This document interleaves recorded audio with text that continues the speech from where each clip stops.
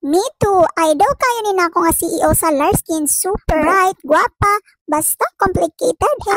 Murag dalaga Japon. Panotis unta ko Ma'am Larais Barrera. Grabe jud si Jennivet kay kabalo gyud siya unsa ako ang real name. Shout out sa iyo ma'am. So hello nga pala. Good morning sa lahat ng mga ka-edits natin dyan. Welcome sa aking pa-mini vlog for today's video. At this moment ay inihanda ko na yung mga Larskin products natin kasi naimbitahan ng edit queen ninyo / Larskin CEO na mag-display and magtinda ng mga Larskin products sa former employer ko na Commission on Audit Region 11. So 10 years din po ako naging state auditor sa COA bago ako naging full-time content creator, brand owner, and full-time mom. I'm so thankful na kahit resign na ako ay hindi pa rin nila ako nakakalimutan. Both kami ni Hubby ay mga state auditor sa COA. So kahit resign na ako ay para pa rin akong connected sa COA kasi andyan pa yung hubby ko. In-arrange ko muna yung mga Larskin orders natin so salamat sa mga nag-order. Half-bat lang ako ngayon. Nilagyan ko lang ng hair mesh yung aking buhok. And nag-Larskin facial foam wash muna tayo. Napaka-mild lang po nito and nakaka-cleanse talaga siya ng deep-seated dirts. After mong mag-rinse ay mararamdaman mo talaga yung instant glass skin effect and tightening effect. And dahil sa nagmamadali na kami guys, nakalimutan ko ng i-video yung ibang steps ko na daytime skincare routine. Anyways, kasama ko ngayon yung aking pamangkin dahil siya yung magiging assistant ko. And syempre tayo yung driver. So bago tayo pumunta sa COA, ay puntahan muna natin yung aking distributor dito sa Tropica. So nag-stock siya ng rejuvenating set and 150 ml na toner. But since on duty pa siya, so iniwan na lang niya sa guard yung payment and binigay ko na din yung Larskin products natin. Thank you so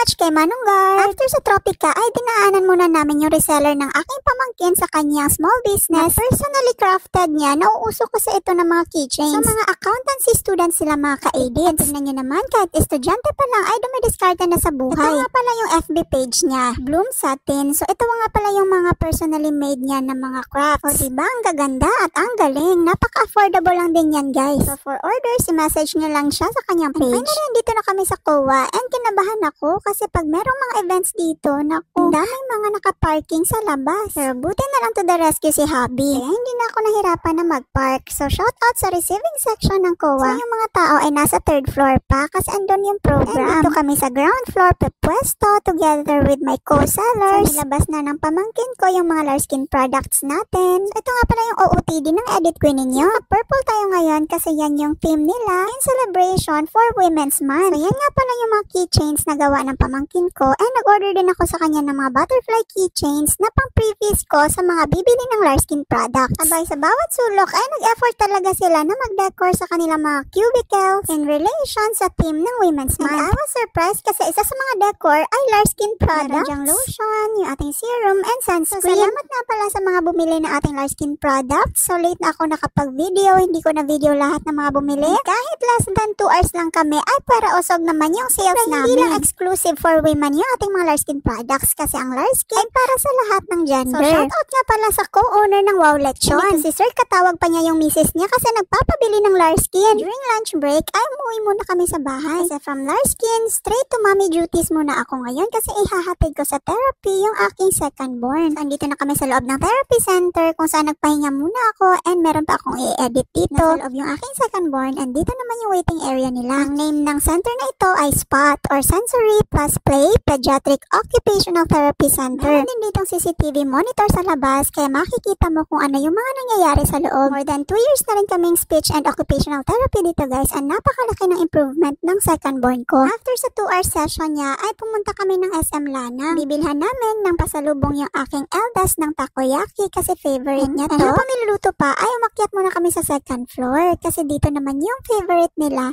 na potato giant. Tapos ay bumaba ulit kami sa supermarket kasi bibili ako ng paborito kong congee. Yes guys, Congee Republic. 1 week kasi ako nagkasakit kaya wala akong gana for the past days. Pero ngayon na okay na ako at bumabalik na yung appetite ko. Kaya deserve ko to. Sobrang sarap talaga nito guys, lalo na pag nilalagyan mo ng kalamansi. Since past 4 PM na ito na rin na yung magiging dinner ko. And nakuha ko na rin yung takoyaki. So napaka-productive lang naman ng araw ko ngayon. Maraming salamat sa pagsama sa akin kasi uuwi na kami. And marami pa akong videos na i-edit. Once again, this is your edit queen. Till next mini vlog!